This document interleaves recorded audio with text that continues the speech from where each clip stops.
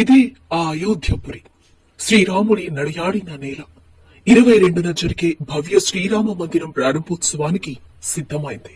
పనుల్లో వేగం పెరిగింది. ఆలయ శోభను చూడటానికి 2 కళ్ళు సరిపోవడం లేదనే చెప్పాలి. అయోధ్యలో పూల సోయగం కనిపిస్తోంది. ఎటు చూసినా ముద్దబంతి పూలతో స్వర్ణమయంగా మారింది రాములోని క్షేత్రం. ఆలయంతో పాటు అయోధ్యను మరింత సుందరంగా పూలతో అలంకరించేందుకు పగలు రాత్రి శ్రమిస్తున్నారు కార్మికులు, కళాకారులు.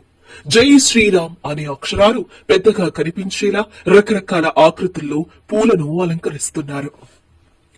22న జరిగే ఆలయ ప్రారంభోత్సవం, ప్రాణ ప్రతిష్ఠ కార్యక్రమానికి దేశం నలుమూలల నుంచి అయోధ్యకు లక్షల్లో భక్తులు వచ్చే అవకాశం ఉండటంతో వారికి తగిన వసతి ఏర్పాట్లు చేస్తున్నారు.